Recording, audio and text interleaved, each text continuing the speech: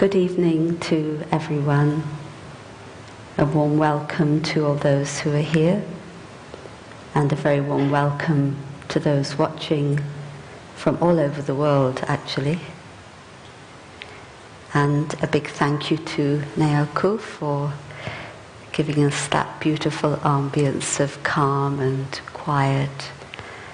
And we'll be hearing Naoku play throughout the evening.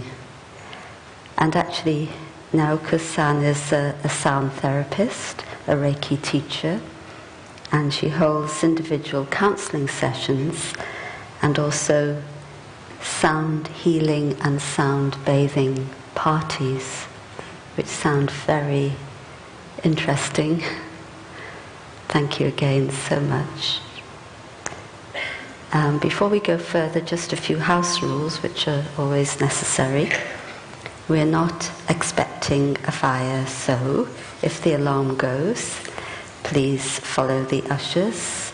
Well, in the very unlikely event, then the ushers will guide you. We'd appreciate if you could put your mobile phones on flight mode or do not disturb, so that it doesn't disturb. We prefer that you don't film or take photographs, again to keep the atmosphere of the evening, and there will be official filming and photography taking place. And then actually the event will be available straight away, or pretty much straight away, on the Brahma Kumari's UK YouTube channel if you want to watch again or you want to invite anyone else to watch the event who may not have seen it. So a very warm welcome to this evening. My name is Maureen, and I know many of you know me, I know many of you, and I'm honoured to be welcoming you to this very special evening, an evening of an unlimited kind of love. And this house, Global Cooperation House, is the international coordinating office for the Brahma Kumari's work outside of India, and that now spans 120 countries. And Raj Yoga, our essential teaching, has been our offering to the world since the beginnings of the Brahma Kumaris in 1930s in India. And we do understand, as most of you do, or all of you do, that spirituality is relevant to every area of life. And today we're going to delve into the topic, an unlimited kind of love. Is yoga of the mind the key?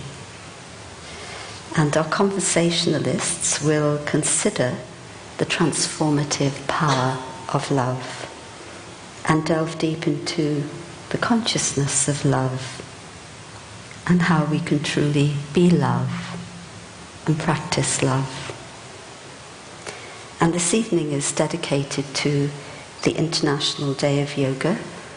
This actually falls on the 21st of June, but we're celebrating today, and it was declared by the United Nations in December 2014, and it was proposed by the government of India to recognize and promote the benefits of yoga for body and mind. And I'm pleased to acknowledge that, yes, we have with us representatives from the Indian High Commission, Mr. Kapil Dev and his wife. Mr. Kapil Dev is the Minister for Diplomacy and Consular Services, and Mr. Ashok Kota, who is an ex-visa officer at the Indian High Commission. Thank you so much for being with us. So I'd like us to begin with a little reflective question to warm us up to the topic. So I'd like you to reflect for a moment. What attracted you to this particular topic or theme for the evening, to this event? And what does an unlimited kind of love mean to you? Just have a moment to reflect on that. So what attracted you to this, and what does it mean for you, an unlimited kind of love?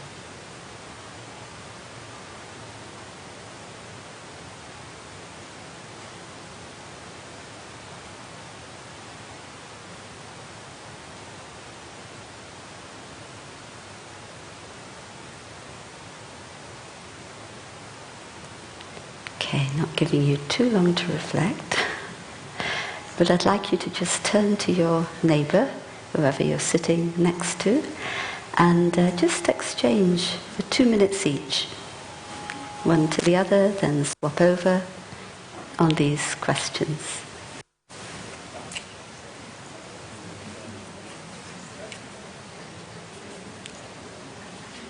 You can be in a 3 if a 2 isn't so easy.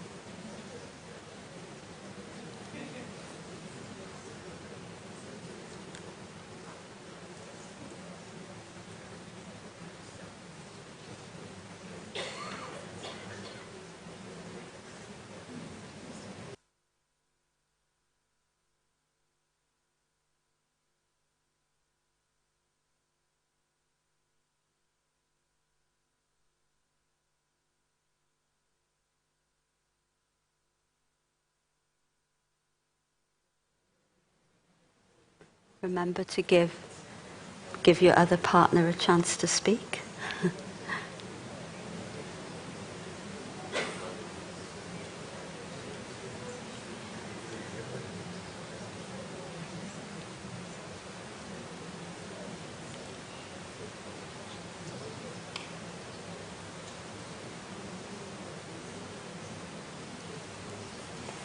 Okay, I hope that's got your thoughts moving in this direction. Of course, we could carry on talking, but we have many wonderful things to listen to. And so I'd now like to introduce our 2 conversationalists, and I'd ask them to come up on the stage from this side when I'm introducing them. And I have to say they're both very dear friends of mine, so I'm very happy to invite them on the stage. So first, Sister Jayanti, she's the additional administrative head of the Brahma Kumaris, and this is a position, if you like, that she received, I think, just over a year ago, and she really carries that responsibility with a lot of grace. And she is a practitioner and teacher of Raj Yoga for over 50 years. Sister Jayanti is also the NGO representative for the Brahma Kumaris to the UN in Geneva, and she leads the Brahma Kumaris delegations to the climate change conferences each year. And she travels the globe, so a few weeks ago in India, in Europe, next week to Australia, and so on. But she carries with her a message of love and of hope. And I have known Sister Jayanti, of course, for over 40 years, and I can tell you that she carries a huge spiritual wisdom that the world very badly needs now. So Sister Jayanti, please come. Okay.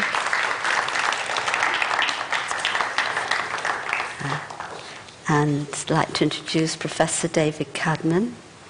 And David's work is centered upon upon teachings of love and compassion, wholeness and connectivity.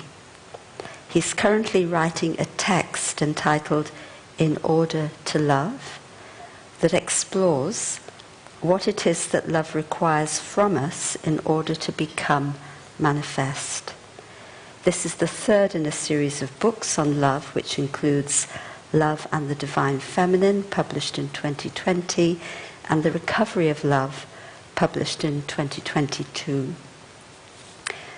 David and I have worked very closely together on several projects, and I can say that David will not only talk about love, but love and compassion are deeply embedded in his being and are expressed very much in the care that he shows to others. So David, please come to the stage.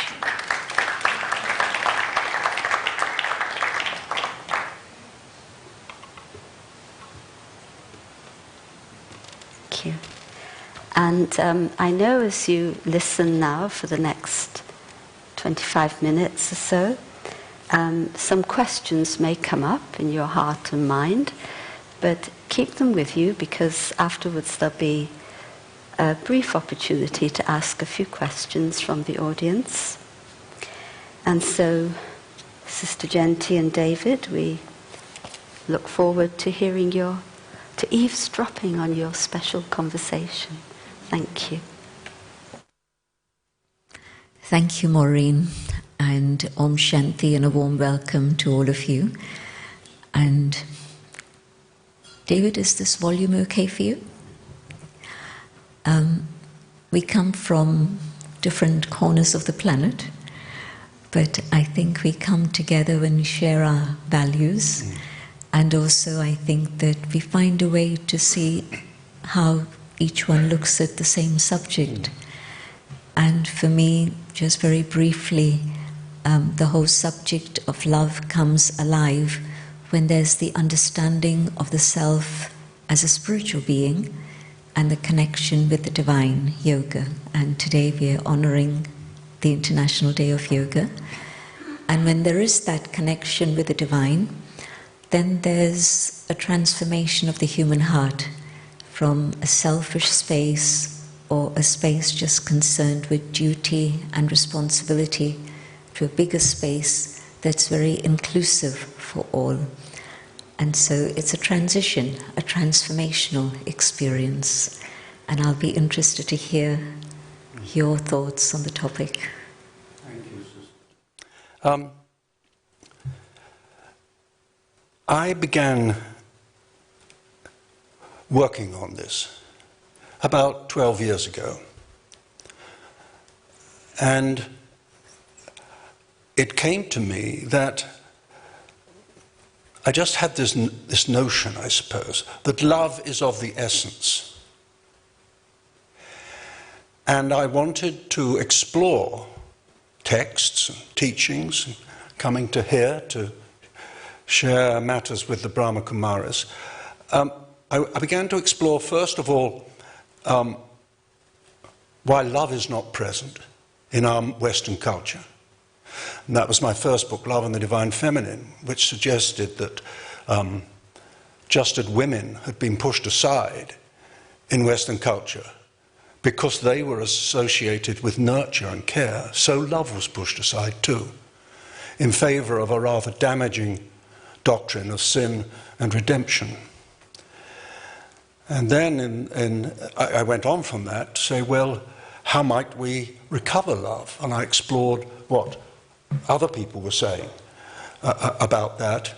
And then finally, in this text which I'm working on now, turning the matter on its head, what is it that love requires of us if love is to become manifest? And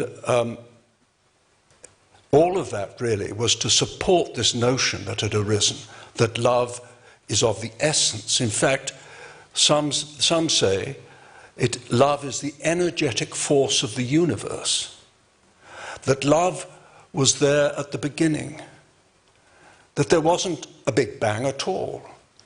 What there was a small and very particular out-breath of love, which carried with it all the particulars that would be necessary to bring us from 14 billion years ago to where we are now and then onwards.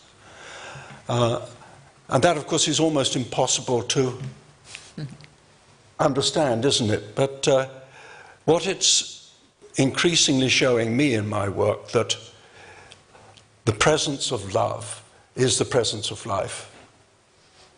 And without it, we are certainly in grave danger. There's a very lovely expression, and it goes something like, love is God, and God is love. Yes. And there's another accompanying expression, truth is God, God is truth. Yes. So that being who is the divine is always associated with these two qualities, that of love and that of truth. Yes. And so when you say that love is the essence and is the energetic force that motivates the universe, absolutely true, that it's God's power of love that gives us new life. And when you spoke about the out-breath and the pouring out of love, to me it reminds me of my own spiritual rebirth, because you have your physical birth, yes. But then there comes a specific moment for many. Maybe it's a gradual development, but for me it was a very specific, sudden moment in which there was an awakening. And at that point, it was the power of love that created that awakening. Yes. And so definitely love is that which moves you, me, and it moved me from being just part of the world, the mundane world, and yes. Just life yes. as usual, to a different pursuit, the pursuit of spiritual understanding and spiritual progress. Yes. So yes, love is that energetic force that brings about change. Yes. And it's a struggle, isn't it? It can be. It can be, but more than a struggle, the struggle comes when the negativity that's been there in the soul for a long time yes. pops up. Yes. But if you rise above that, then the journey of love is a very fast one. Yes, yes. When you mentioned this, God is love, in the Epistle of John, as you know, is these words that are in the Bible, that God is love. Interestingly, those words are not, God is amongst other things love, but God is love. And in that case, because I sometimes struggle with the notion of God, and what would that be possibly like, and I notice all the things that have gone wrong in that notion. So I prefer, and Quakers are allowed to do almost anything they like, I have to tell you, I prefer to think of the divine presence as love. And it makes a tremendous difference when you look at the teachings in the Bible. If you insert love in the place of God, you'd be surprised how much more comfortable you feel. But I say it's a struggle because I'm not a scholar. I come at this as an elderly man asking questions and struggling for answers. So I do my best to find the answers, but I'm always aware of not knowing. That not knowing, I think, actually is really, really important. Otherwise, it becomes doctrinaire, I think. Right. And I've been doing some very interesting work recently on this whole question of love in this text, In Order to Love. I was blessed by having a funded research assistant, which I don't normally have, and I wanted to explore the arising of love in between a mother and a child. And this young woman in America had studied neurology. This was part of her university learning. She was just coming to the end of her university learning. And the most amazing thing is that when you look at the neurology that is going on in utero and in neonate with the mother and the child, it's specifically designed to bring about a loving relationship. So mothers don't love their children by kind of accident or social pressure, they are intended to love their children. And that helps me think that maybe there is something in this notion that love is of the essence. And of course I always feel it when I come here, because I feel loved here. It is a reality that the bonding of mother and child, but also then further on the bonding of the child with both parents, yes, and then siblings, yes, and so on. Yes.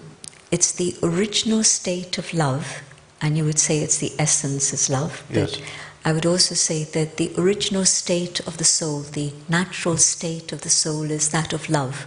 Yes. Which is why when you walk into a gathering when there is love, the hours will pass by and you won't feel it. You won't be looking at the clock and counting the minutes. And if you walk into an atmosphere, they say that fear is the opposite of love. So if you walk into an atmosphere where there's fear, yes, and tension, or even when there's dislike or anything negative, you don't want to stay there. You want to get out of it as soon as possible. And so love is natural. Yes. Love is the power that holds us together. And it's the love that also connects us with that supreme divine energy. Yes. And whether we call that God, yes, or by any other name, yes, but that divine force. yes. And so yes, love is the ability to be able to come together and bind together. There's a lovely expression that we have, that when we come together, it's like a rosary, and the thread that's holding the individual souls together in one garland or one rosary is the thread of love. And so yes, love connects us with the one, but also love connects us with all of us, with each other. I was thinking about that as our friend was playing that wonderful music at the beginning. And of course, as she struck the bowl or caressed the rim of the bowl, that you felt the vibration, didn't you? You could not only hear it, but you could actually feel the vibration. And of course, we know that we also give out a vibration. Our energetic force is a vibration. And it also now seems, from the science, that energy can travel great distances. It's not fixed by locality. And I don't know how that happens, of course, but apparently it happens. And that's rather wonderful, because I think in times that we live in now, which in many ways are desperate and fearful, it gives one the glimmering of a hope that this arising of love, which we are beginning to experience more and more in work and so on, that maybe it is its time. I believe so. You know, they say that the darkest hour is before the dawn. Yes. And so for a while we've been through a very, very dark period. And in India they would call it Kali Yuga. We've been through that period where there's a lot of negativity, a lot of darkness. Yes. And you described a state of culture, not just the Western culture, yes, but generally the world, yes, where love has been lost. And so coming to the end of that, and we transition into a new era, yes, an era of truth, of love. Yes. And I believe this is now that transition period, which gives me a lot of excitement. Yes. Makes not just hope, but that understanding that we're actually moving to a new era. Yes. And each one of us is instrumental and responsible to be part of that transition. Yes. And so I think people who come here and those who are watching and listening online are also perhaps part of that awakening in which there is this shift happening, so that within the darkness you're beginning to see light, and the light is the light of love, and the light is that which is bringing us together yes, from different corners. So yes, I think that this is that period when individually there is that love awakening as we have a spiritual awakening, but also those of us who are interested in these things and want to develop further in this direction, I think we are also being drawn together, yes, and come together, yes, so that the energy multiplies. And I believe very strongly that even though it's still a minority group compared to the billions in the world, the people who are on this path are not so many, but I think that we're coming to a point of critical mass where there will be a shift that's totally transformational. And so even if the rest of the world at the moment is still asleep, it's okay.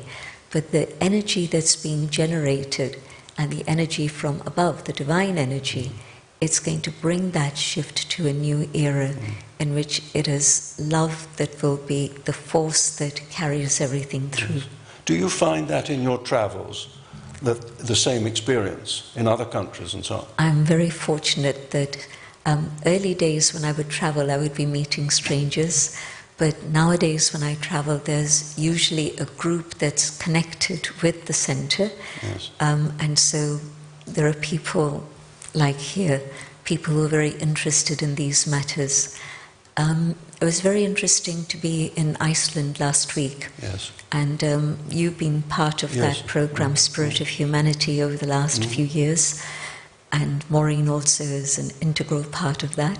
But we had the Prime Minister of Iceland actually give us a recording of an interview she had with the woman who's now the director of the forum, Johanna. And in the interview, she's talking about spirituality, she's talking about values.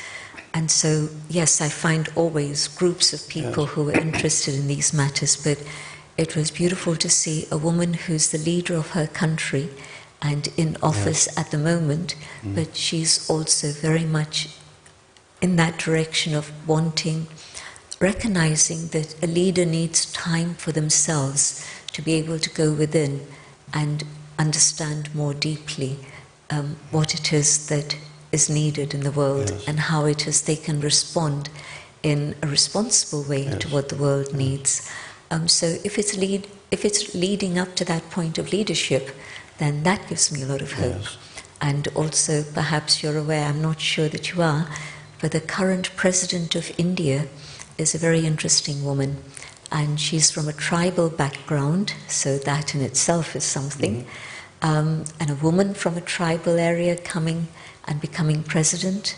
And she also has been following Raj Yoga, Brahma Kumari's teachings for, I think, about 15 years or so. So again, a woman of deep values that she practices in her life. In a way that's, I suppose, not surprising, because India has been so wonderful now and in the past in nurturing spiritual activity. I'm having at the moment a rather bizarre relationship with China, for reasons which would take too long to explain. I helped create what we've called a time of silence every Sunday for a month, and then a break, and then the next month every Sunday. And of course it's on Zoom. We're not sitting as we are here, feeling the energy of people. But we have 80 people at a time sitting in silence for a short period, something like 20 minutes to half an hour. And the responses from the mostly young people who are taking part of this are incredibly moving. In this silence, what we say in the time of silence, it's a simple exercise in which you have no expectations as you sit in silence, but you sit and open your heart to the arising of love. And it's as if they've never heard this before. And they're very moved by this as a possibility. So this matter of distance, you know, of course, I'm sitting there in my study in Suffolk, and they're however many miles away it is, it's a long way. And we feel the feeling of connection, even through the Zoom, like people are listening to this, aren't they, this evening?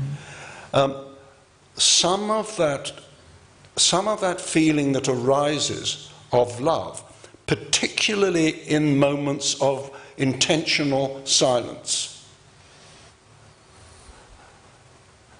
it's extraordinary how strong that energy is. It is as if we were as if we were designed for it, which I believe we were.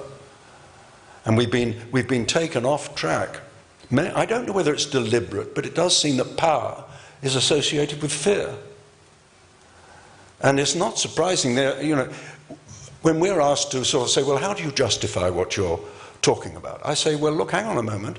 I'm not the one who's been organising the world for the last 50 or 60 years. It's a doctrine of separation and fear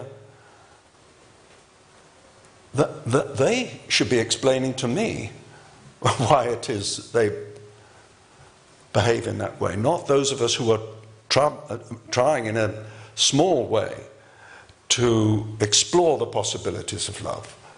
Why are we having to explain that? So I entirely agree with your idea that this emergence is timely. I'm so old I probably won't see it, but people in this audience may see it. Well, the soul is eternal, so I think whether in this body or yes, part of the journey, hopefully, you'll be there to see it, I'm sure. Yes. But yes, part of Kali Yuga is the whole situation where there's commercialism, materialism, yes, and power is associated both with control and fear, rather than the Shakti. Love is an inner power. It's also a power, but it's a tremendous inner power, a Shakti. Yes. And in India we talk about the Shakti that comes from Shiva, the Supreme. Yes. And so when we connect with the Divine, that Shakti is able to come in us, and it's firstly a power over the self, in which I take charge of what's going on in my mind, in my thoughts, in my feelings, rather than allow external circumstances to push me hither and thither and lose track of what's going on, which is what happens generally. Yes. But as I draw that power of love teaches me how to discipline my thoughts and my feelings so that I start moving in the right direction, so that the power of pure love can awaken through that. And of course then there's a transformation that goes inside through the change from anything that's negative to that which is pure and elevated, not even just positive. You knew Dadi Janki very well, and she would often say, don't talk to me about positive thinking, that's not enough. It has to be higher than just positive thinking. It has to be pure thinking, it has to be elevated thinking. And so when there is that transformation from within, in which we begin to have those pure, elevated thoughts and feelings through that divine connection of yoga, then yes, we become also a reflection of that same love. That's the link, isn't it, with the mind, as you have it in the title, because the mind is consciousness. And the literature which is being written now is suggesting that there is a single consciousness, a single universal consciousness of which we are all a part. And that in its purest form, pure consciousness is love. So one might say there's a universal love that is present, even though we may not be able if our minds are not in the right direction or tuned up a bit, that we may not be able to feel it and manifest it in our own lives. And that, of course, comes to that other hard problem of the integration of understanding and activity, which I struggle with all the time. So that it's all very well to have some kind of knowledge of these things, but to be practicing it intentionally in everything that we say and do, at the bus stop and going into the supermarket. Now, when I come here, I feel that action. You know, when we had this lovely supper this evening, and the people came and very gently and quietly offered the food, I could absolutely feel the practice of loving intention. It's powerful. And actually, I think it's much more widespread than we suppose. It may be the people in power don't know anything about it, but we all know about it in our everyday lives, when the loving actions of people, the care of people who are unwell, making a particular time for them and so on. So it's sort of, the difficulty is there, we can see it's there, but somehow we can't, at the moment, bring it to that higher level in which it will govern all that we will do. I think where time will come, don't you? That time will come. There's a season, and there's a time for the season. Yes. And so the time for that season of love, I think, is just ahead of us. Two things I want to mention. One is this thing that you mentioned about understanding and yet not being able to put that understanding through into practice. And yes, that's a reality in today's world, but that's also where we lack self-love.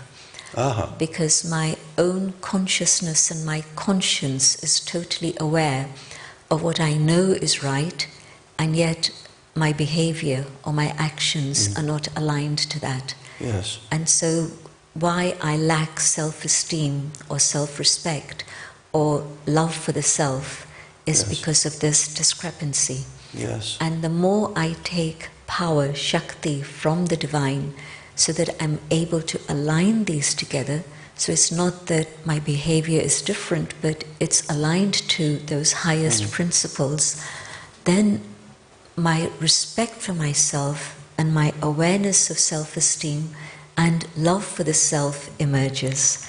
I usually remember that Jayanti many times, and again I'm remembering how when she spoke about loving the self, she said it's nothing to do with ego, but it's being able to know deeply myself as being a child of the divine. And also she said, when I look into the mirror first thing in the morning, I remind myself I'm a child of the divine, and I have to love myself. And so first thing when you look into the mirror tomorrow morning, or even tonight before you go to sleep, remind yourself of this. And that will give you the power to be able to put through into real life the things that you know and understand. That was one thing you triggered. Another thing that you said reminded me of the fact that in India we have this expression, Vasudhaiva Kutumbakam, and it's a slogan that the Prime Minister has taken up in the context of the G20, because translated that means one world family. And it's a concept that's been there for millennia in India. I know that all those who have that Indian connection will be aware of it. And so that idea that we are one family, that it's not that one country or one race or one culture is different. The diversity is beautiful, and that is going to stay, and we don't want to eliminate it. But at the heart of everything, we are one family.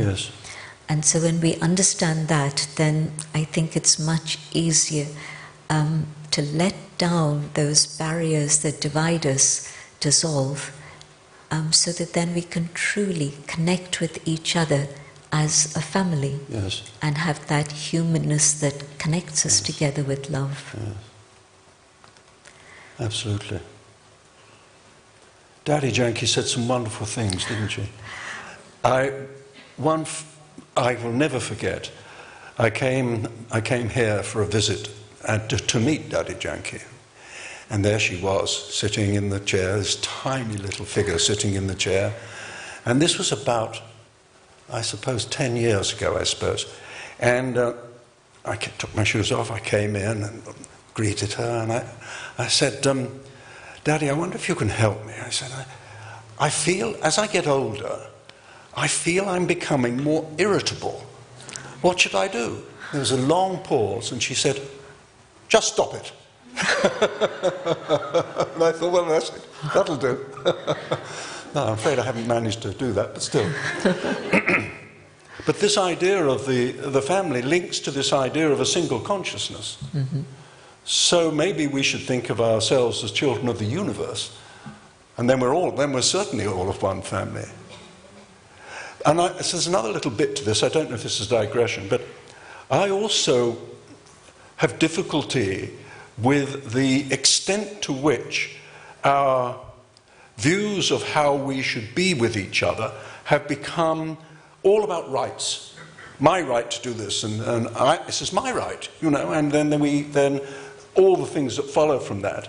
Whereas if we simply said our responsibility is to love one another, isn't that much more powerful than trying to codify a whole set of things that are going to tell us what we should do?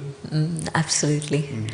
And it's true that when there is that awareness of love and the responsibility of love to the divine and to each other, then the world can be a very different place. And I think we're moving in that direction.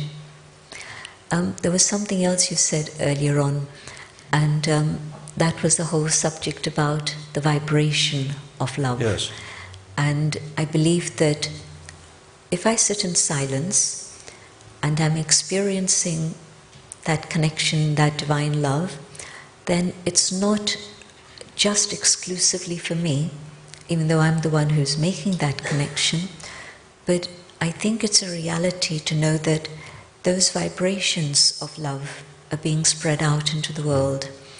And on the one side there's the sorrow, the suffering, the anger and all of that.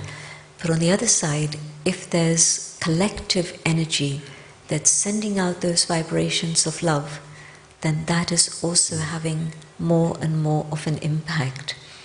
And we have a practice that we call Mansa Seva, service through the mind. And especially through the period of COVID, we had so many people say to us, can you pray for this one? Can you support this one? Different, whether it was people who were coming to us every day earlier on before COVID and now they couldn't, but they were also telling us about their relatives, their nearest and dearest ones. And we would do that. We would send out those vibrations of love to whoever was the person in need. And very often we'd get the feedback from them in the way that it supported the family, it supported the individual. And so yes, if our responsibility to each other is to be able to share that love, then I think we're moving towards the golden age, a world of truth. Yes. Shall we try that silence for a minute? Why not?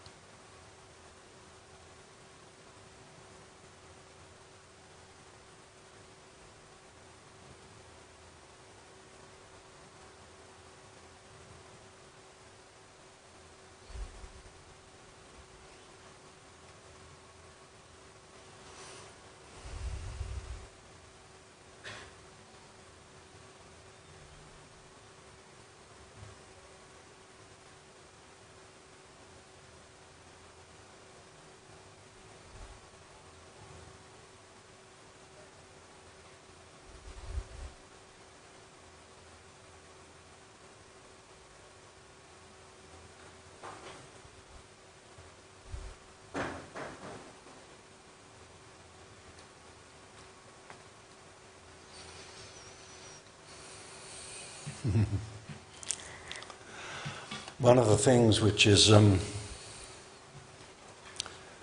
been coming to me recently, I'm not the sort of person who, by and large, who has visions or messages. Not at all. But some years ago, sitting in my study in Suffolk, literally looking at my screen lost for words, literally lost for words, love spoke to me. And one of the things that love said, there was quite a lot and I wrote it down, but one of the things that love said was, suppose that what I say is true. And I think about that a lot. If we were to behave as if love was true, not to have to prove it, or just as if love were true, how much that might change everything that we do. Suppose that what I say is true.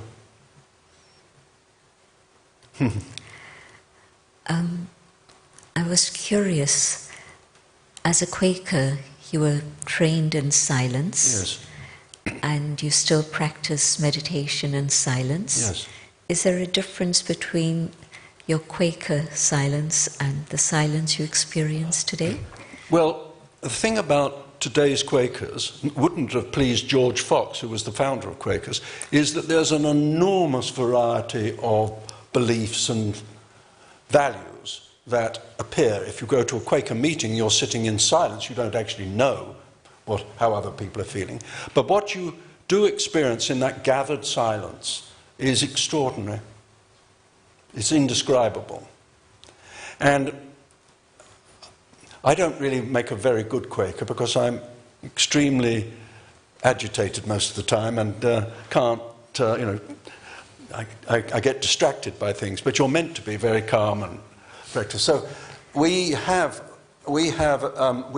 during COVID, and then we stuck with it afterwards. We have a Quaker meeting on Zoom, and that also is very powerful. But what I suppose I was taught it as a boy, was okay. We go to meeting on a Sunday, and we have our hourly silence. My father was a very devout man, so we all did it, and I went to a Quaker school where we all did it. But in a way, that experience of silence so permeates you that even if you're as agitated as I am, you can, in those little glimpses and pauses, the commas and the full stops and the semicolons of life, you can just momentarily fall back into silence. And I think that silence and love are very closely connected. In fact, I think silence is the source of love. I think that's the discovery of love, is in silent reflection. I'm pretty sure that that's how it works. I agree. It's in silence that I can experience the inner being that I am, because when I'm rushing around, it's more difficult.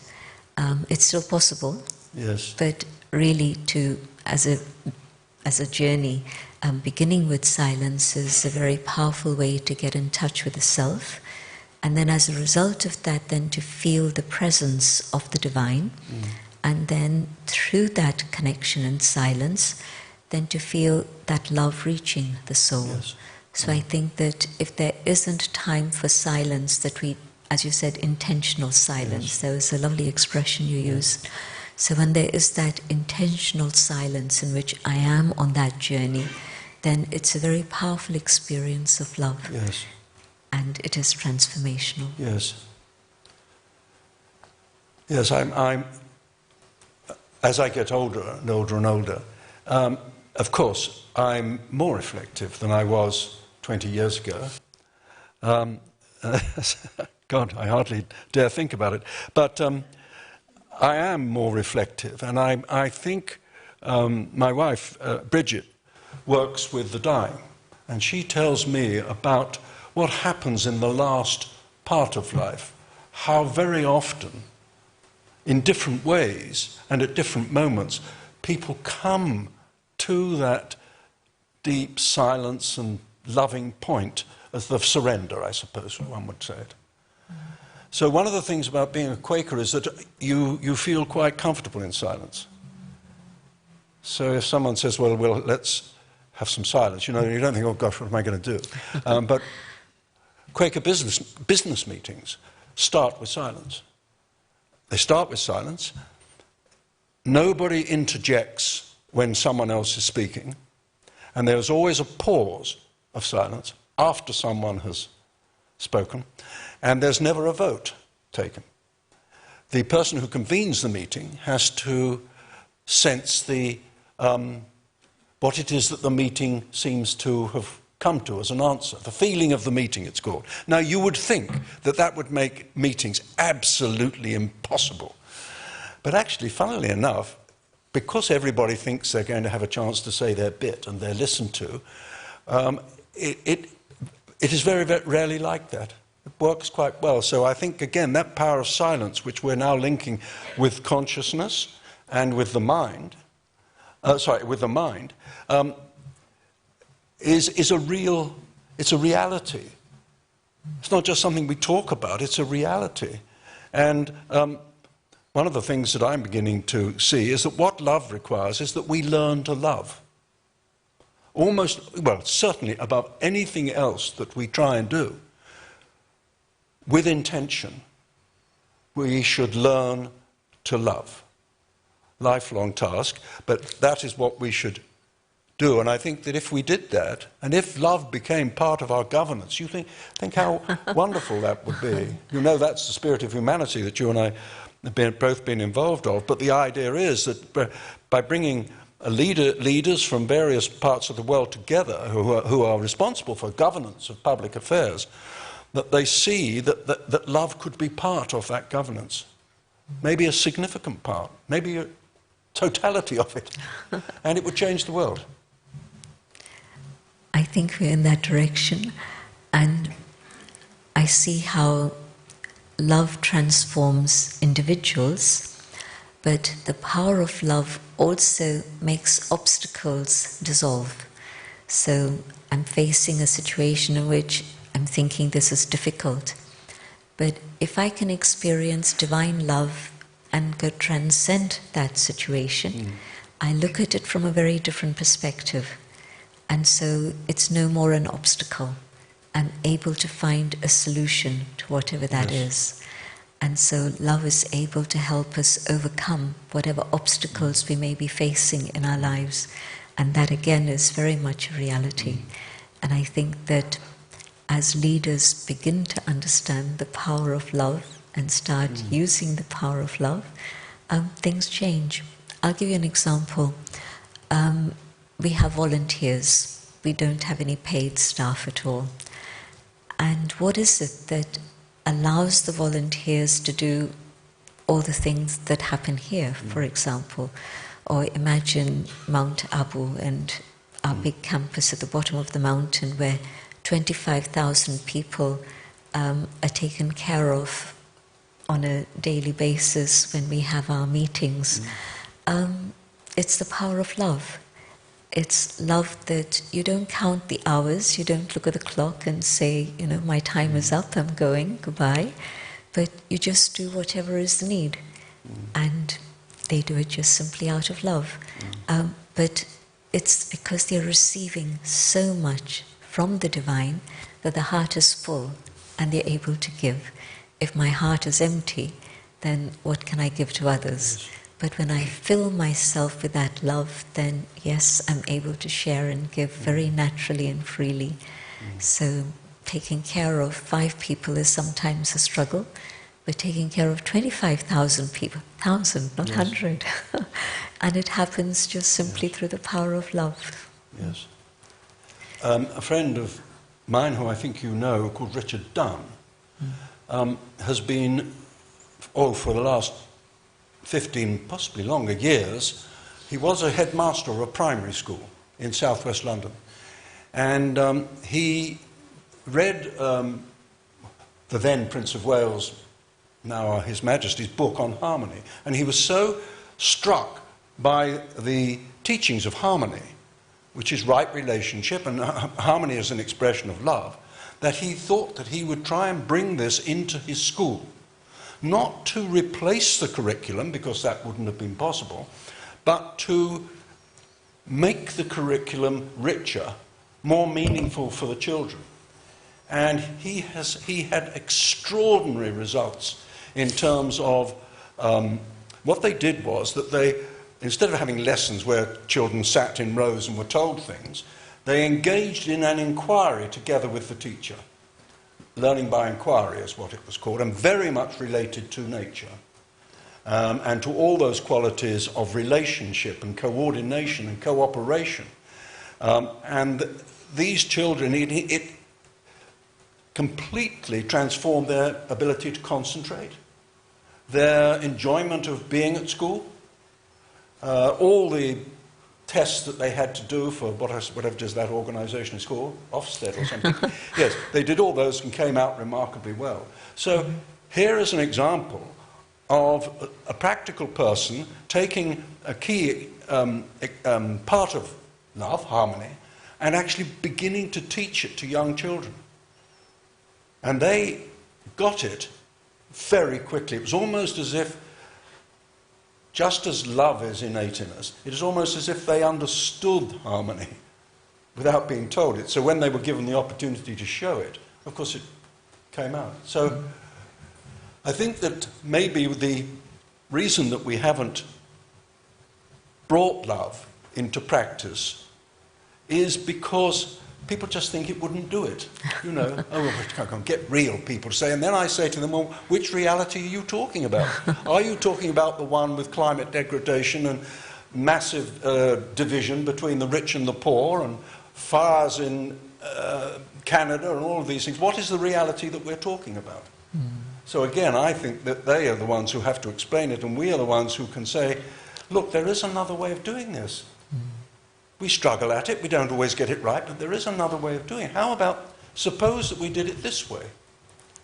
And I think there's, if we had that intention, clear intention, and to insist upon using the words like love.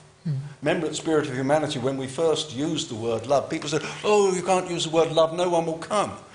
Well, we did, and 200 people turned up. Because there's a deep yearning amongst us all.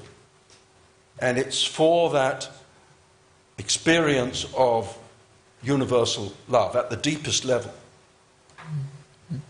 I think. Agree. And I think Maureen is trying to give us a signal now. I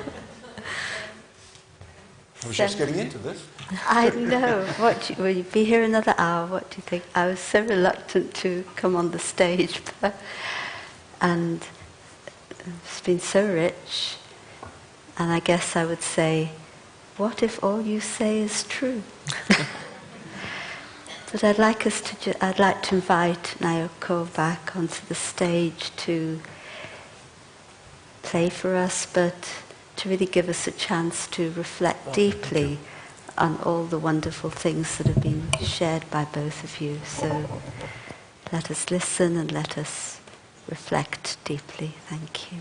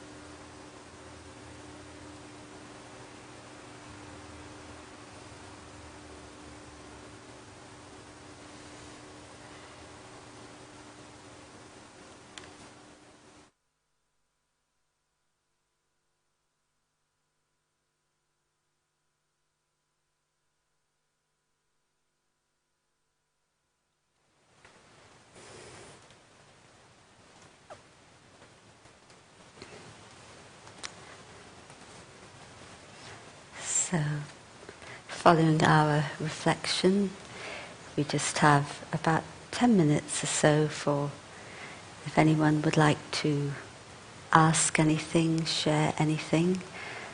I'd ask you to keep your comments or questions brief so that we can get through a few. So, anyone want to say anything? There's a mic that will come around to you. Someone? Oh, yes, over here. Thank you. Come. Here, a lady in black here. Yeah.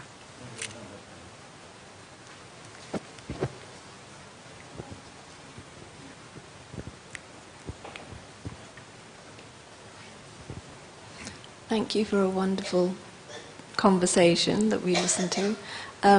I would like to ask David, seeing as you're a scholar of this phenomenon, how would you define love?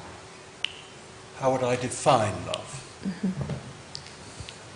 Well, I wouldn't, is the answer to the question, and that's not just me trying to be clever, but it's a mystery. And it has two meanings, I think. It has a hidden meaning and a mundane meaning. We understand the mundane meaning. It's set out in all the great traditions. All the great faith traditions have the teaching of love at the centre and tell us what that means. It varies between the traditions, but say in the Christian tradition, it would be things like honesty, selflessness, a whole list of virtues would be there. And then, of course, there's love as romance, which is a wonderful thing, but it is not the true meaning of love. For me, love is even that bit which is manifest is mysterious. What is it that when we working with colleagues that a loving relationship emerges? What is the quality of that? We typically don't seek to define it, but we experience it. So I would say that it's something we can't define, but we all experience. The hidden meaning of love is completely mysterious and impossible for us to describe because it's hidden. But that doesn't mean it's not there. So I think there's a hidden meaning of love which gives shape to all that is. Everything that is, the universe, the earth and us, are all shaped by this mysterious presence, this mysterious energetic force of love. And we can't possibly describe it. I also think that when we ask a question like that, and I understand why you might ask it, actually love surrounds us every day when we are aware of it. If we don't think that love arises, we never find it. But if we suppose that it's there, we find it again and again and again in the smallest of experiences. Someone at the till says, greets us or is kindly towards us when we arrive there with all our goods and so on. Someone on a bus tells someone that, they've forgotten their bag. And tiny little things like that don't make any sense in economic rationality. But they're there because love is of the essence.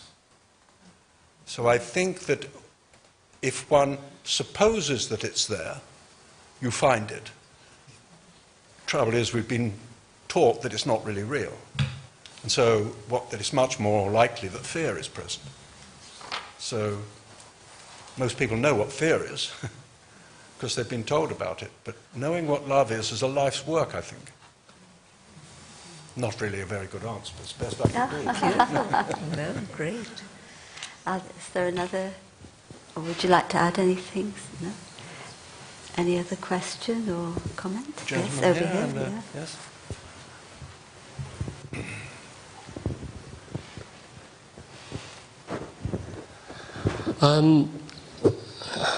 Lovely talk and very deep, very profound.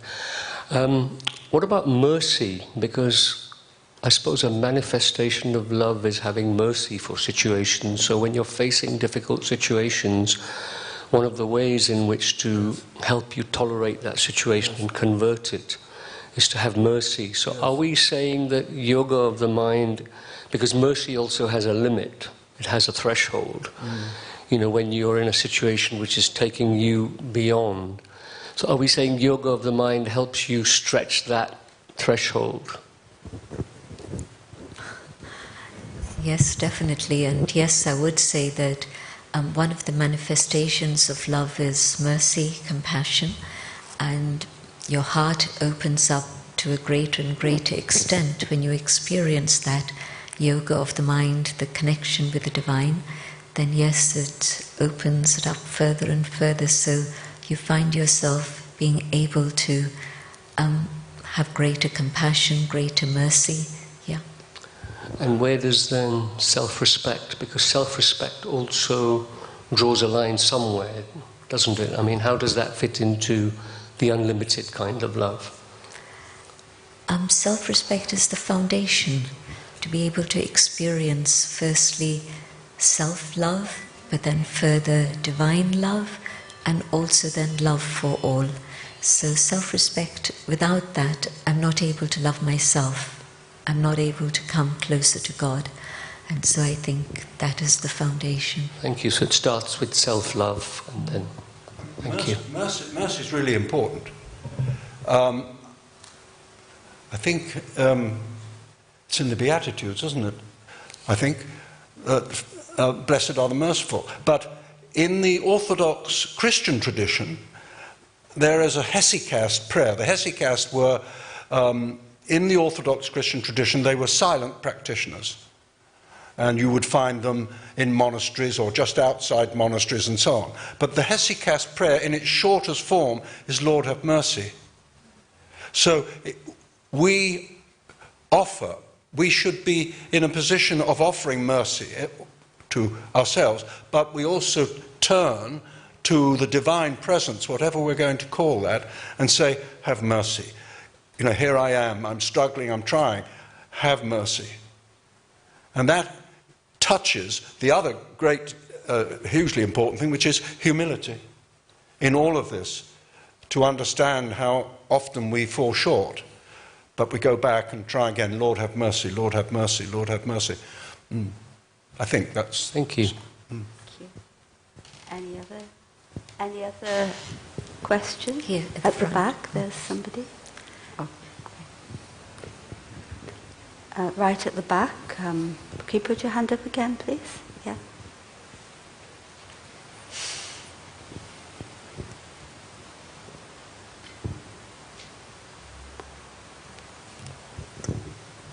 My brother David, two things you share today is very inspiring. One is to shift the consciousness of our rights into that our responsibility simply is to love each other. The other one is when the term single universal consciousness, which we are all a part of. So I would like to hear a bit more about what you touched on very briefly, which is the how can the leaders of the governance, how can the leaders of the social and economic systems who themselves are on the lack of self-love, who are failing humanity on equality or even the environmental degradation, how can they tap into this single universal consciousness and to tackle that issues themselves? Or do we have to wait for time, as you say, or Sister Jayanti mentioned, there's a season? Could you repeat the question? I can't hear it. Oh, okay. So the question is that you mentioned that instead of our rights, instead of our rights, Yes, yes. the responsibility to Yes. love one another. Yes. And you also mentioned about tapping into universal consciousness. Yes. It brings us together. Yes. So how can the leaders of today and those who are responsible for environmental degradation, Yes. environmental, responsible for violating rights, and paraphrasing, how can they tap into that universal consciousness? I think have I done it correctly? Yeah? Okay. I think Daddy Jayanti would just say, just do it. But the trouble is, when you see the error and misjudgments of the modern world, let's take climate change as an example. All the promises that are made at the gatherings, you were saying this earlier, sister, that actually they don't do what they say they're going to do. They go on felling the forest. They go on mining for oil. It seems that now the reason that they do that is the language that they believe in leads them to those conclusions. So unless they change their language, by which I mean unless they change the way they are thinking, their values, fundamental shift in values, they will always end up at the same point, because that is the direction in which the dominant language has taken us. The dominant language of selfishness, greed, separation, conflict. That's the dominant language of our time, and has been for a long time. That language leads to the climate destruction that may engulf us. The only way that the people who are governing the world could change that, and of course they could, would be if they changed their language. And that's why I suppose those of us who are exploring love as a practice feel a sense of urgency about it. But you know, this is an organization of over 1 million people organized through virtues of love. It sort of works. And I think when you're trying anything yourself, in any kind of collective, collaborative work, if you try all the time to be the one who wins and have victory over that person and be the only one who speaks, you know what happens? It's a disaster. But if you include, if you listen, if you bring love to that group, it transforms what happens and the actions that are taken. But you have to come at it from a different language, which is why we have to begin this teaching in primary schools. We have to bring through a generation of people who will suppose that harmony, collaboration, are things that are the default. That's what we default to.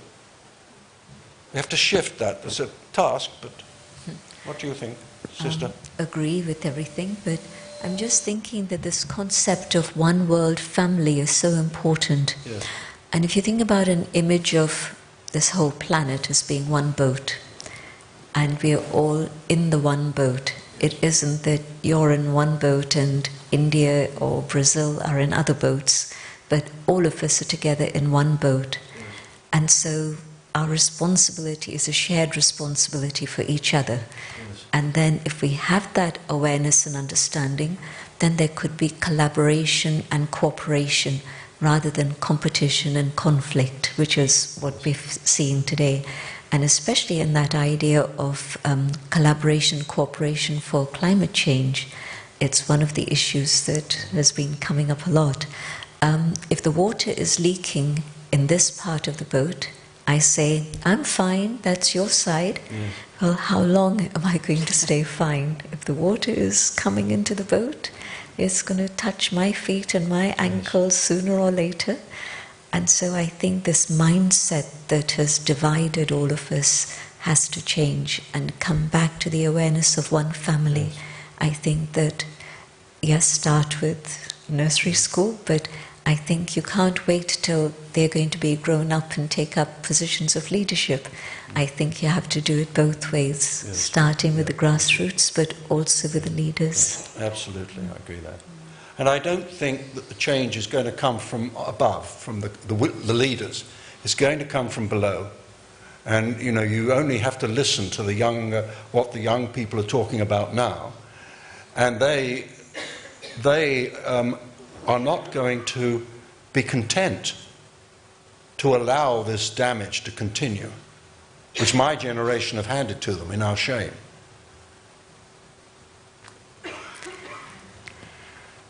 Thank you. There was another question here. Okay, can we just be the final question? Thank you. If the mic could come, thank you. This. The gentleman in yellow here.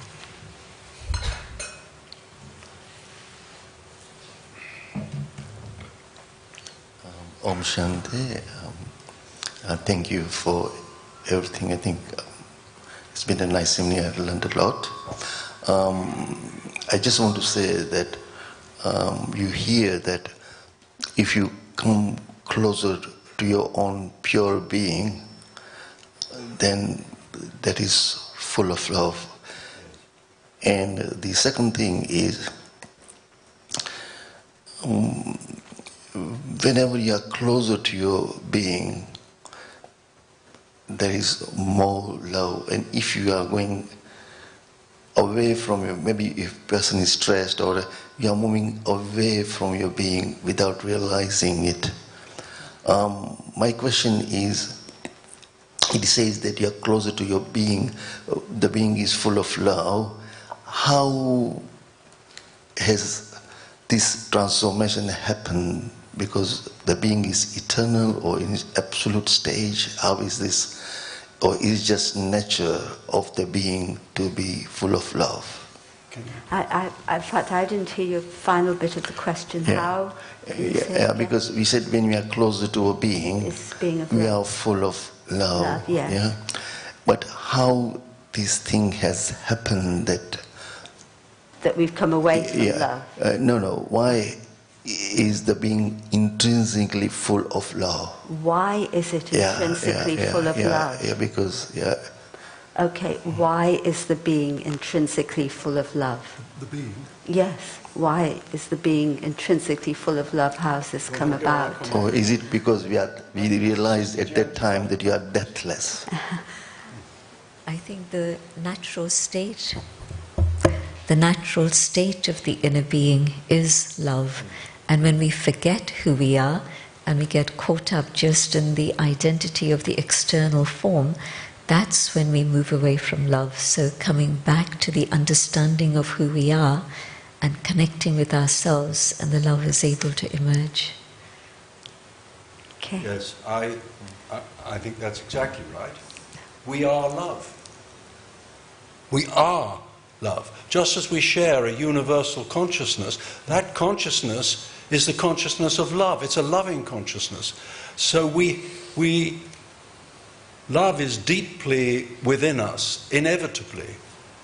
But sometimes we go the wrong way, or we deny it because our culture is telling us to deny it. So we have to return.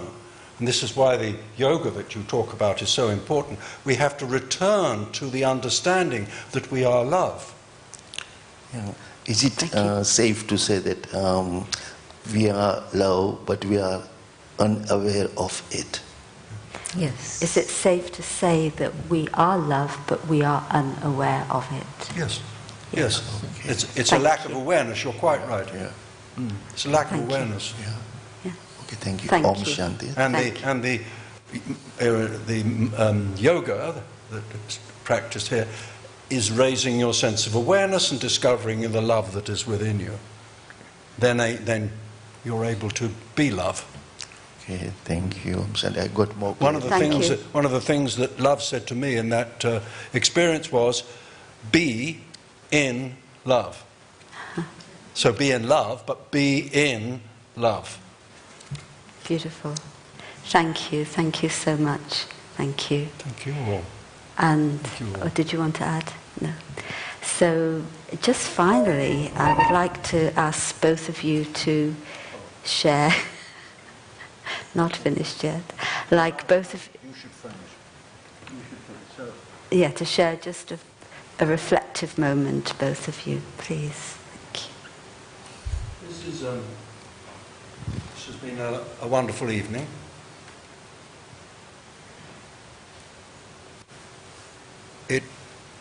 It makes me aware of my own frailty, but also it makes me aware of how I know, as our friend asked, I know that we are love.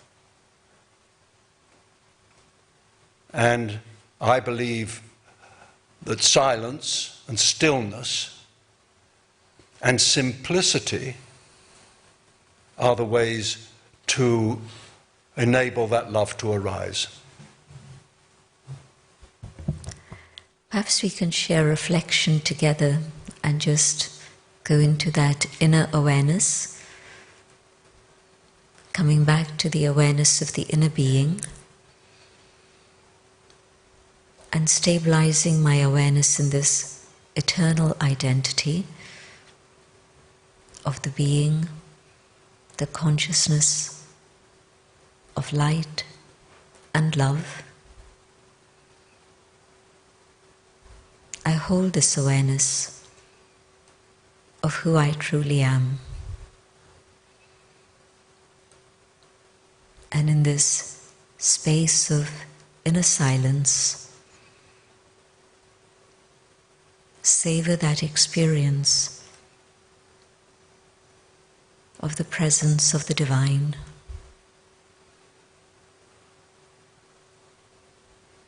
And the power of love that comes from the infinite being of love.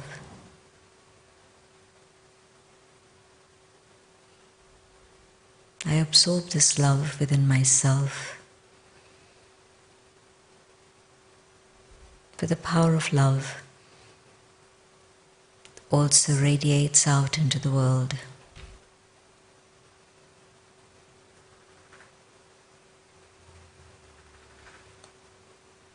And the divine love raises me to my own highest state of being, where the soul is filled with love that can heal, love that can forgive, love that can transcend all barriers.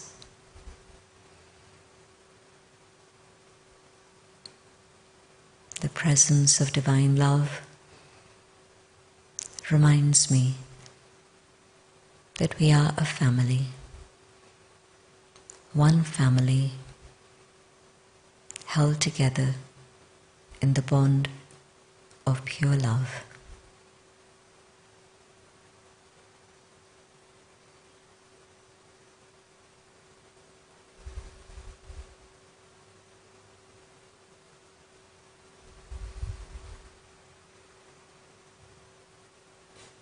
We carry this love with ourselves so that it impacts my thoughts, my words, and my actions. Om Shanti.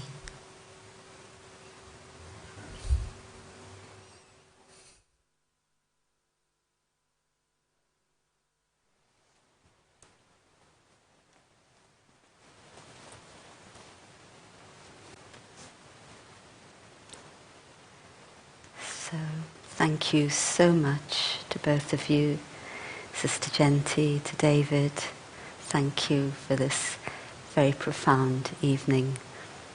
I just think one thing that stays with, well, many things stay with me, but the idea that everything begins with a breath of love, and how non-violent, how harmonizing, how energizing and beautiful love is. So thank you again for that.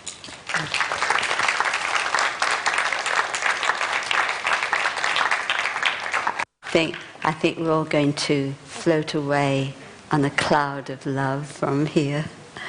And I'd like to also thank Naoko very much for the beautiful music. Thank you so much. And thank you to all of those behind the scenes, technical team, the producers, those who made the sweets you're about to get, and the ushers, so many people. And thanks to all of you for coming, and thanks to all of those watching online. I don't know how many, I'll find out later probably. How many? Over 160 online, so we are easily more than double. So thanks to all of you for being present.